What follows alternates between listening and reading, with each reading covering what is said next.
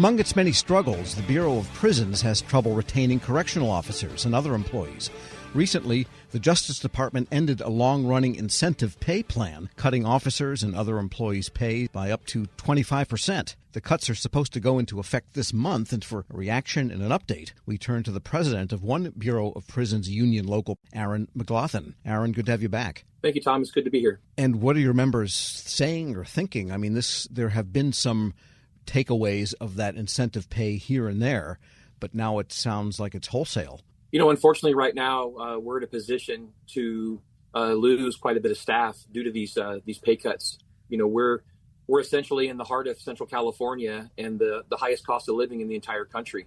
So when you cut somebody's salary by 25%, that makes a huge difference, and it forces people to seek other employment. And what are you seeing? Are people starting to, the pay cuts haven't taken effect just yet, another couple of days, I guess, if another week or so.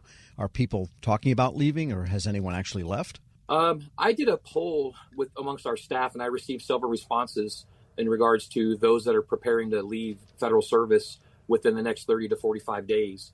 Some people are going back to their previous jobs. And what we're seeing mostly is the employees that have only been in the agency less than 3 years. Those are the ones that are, trying to make sure that they can make up that gap in that pay cut. Right. And what about probationary employees? Did you have those among your ranks, and were some of them let go when the great riff of probationaries happened? We've been pretty fortunate in the agency to not have a lot of probationary employees arbitrarily fired. The agency's been crying for a long time that we're understaffed, so we need all hands on deck. But I will say that a lot of these probationary staff are going to be in a position to receive this retention that they were supposed to get after their year starts, and they're deciding to complete their year and seek employment elsewhere. So complete their year to get the retention piece and then leave? Well, the way it works with the agency is people get a hiring bonus when they sign on, and if they complete 1 year of service, they don't have to pay back any of that sign-on money that they took. So typically what happens after the year of employment, they would receive the retention incentive after that sign-on bonus goes away. But since people aren't going to be receiving that 25% retention, a lot of them are seeking employment elsewhere. And the Bureau did, under Colette Peters, and she's, I guess, fighting in court to stay as the director of BOP, right? Because that's not a Senate-confirmed position. I guess I didn't realize that it was senior executive career to get appointed to the Bureau of Prisons. And she had closed several facilities, a couple of camps and a couple of full-blown correctional facilities. Did that make any effect on the availability of people to fill the open jobs elsewhere? I think it's kind of one of those situations where the agency says either go to this other facility or you won't have a job. The actual RIF process, I don't see that happening in the agency. They're more of volunteering people on where to go. Either you report here or you're not going to have a job. And we've seen that, in the recent past with FCI Dublin. That happened to some members of management over there. They told them, hey, if you don't relocate to this institution, you're not going to have a job.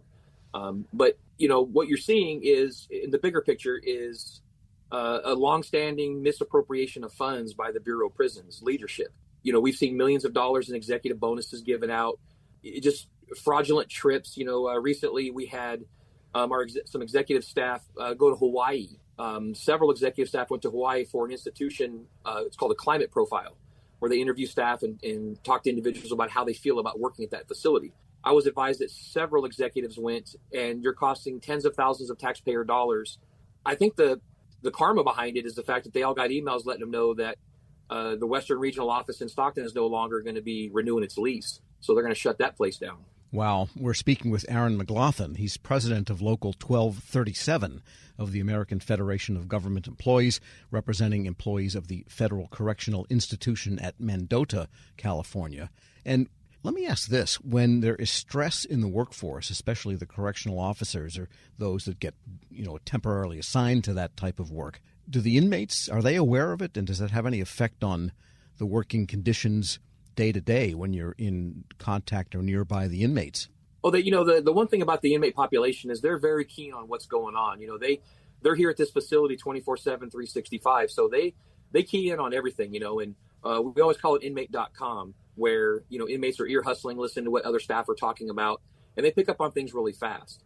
One of the situations that we're dealing with as it comes to, the removal of this retention and our staffing issues is the agency misrepresented our staffing numbers at Mendota. They claim that we're at 95+%. Currently, we're at about 87% staffing. If we were so well staffed, then why have they shut down the food service department at the federal prison camp? It's been vacant for over a month, so now we have to satellite feed the inmates that are out there, and we don't know what time they're actually going to get their meals fed to them because the food comes from across the street.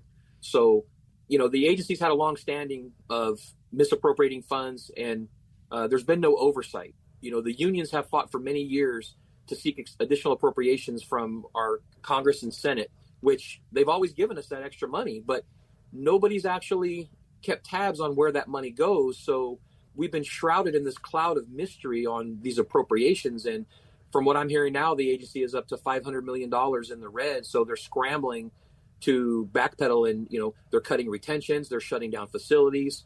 But I always say that as a small business owner, if you're not watching your bottom line, nobody is. And there's no oversight over the appropriations the Bureau gets. So it's a big question mark. Right. And again, there's an acting director who is a career guy there, I believe. Any attention, and if you heard anything or any of your locals heard anything from, say, the Attorney General, which ultimately oversees the Bureau of Prisons, that they're looking at the situation there and the need for capital improvements? I know a lot of the places are in pretty bad shape physically. It's actually been an extremely disheartening experience in the last 45 days when the deputy director announced his retirement.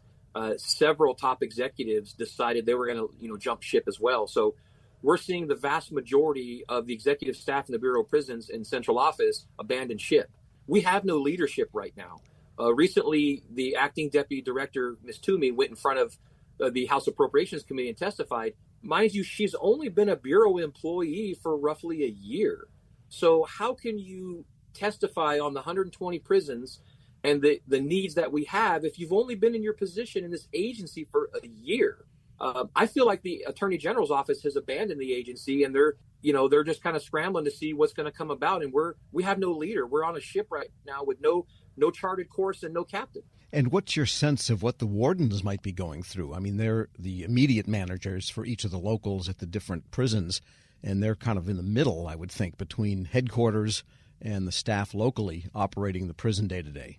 They're in the same boat. I know my warden in particular, he doesn't get much guidance at all. Like last time I talked to him a few days ago, he said that he hasn't heard from our regional office in several months. So it's kind of a fend for yourself type of situation. And luckily for us, we manage what we have with what we're given. But at some point, we're seeing a rise in augmentation. We're seeing augmentation is when we're like a nurse or a teacher or somebody else is pressed into being a correctional officer. Correct. And that trickle-down effect is we're not able to offer these inmate programs under the First Step Act, which was, signed into law back in 2018. So it's always that snowball effect that trickles down to the lowest level, which is our inmate population, and we're not able to provide them with the programming. And there's just this big question mark over the agency on who's going to be the next leader. Are they going to hire somebody internally, or is it going to be an external source? We don't know. Aaron McGlothin is president of Local 1237 of the American Federation of Government Employees, representing people at the Federal Correctional Institution at Mendota, California. As always, good to talk with you. Yeah, good to talk with you too, Tom. And we'll post this interview at federalnewsnetwork.com/Federal Drive. Hear the Federal Drive on demand. Subscribe wherever you get your podcasts.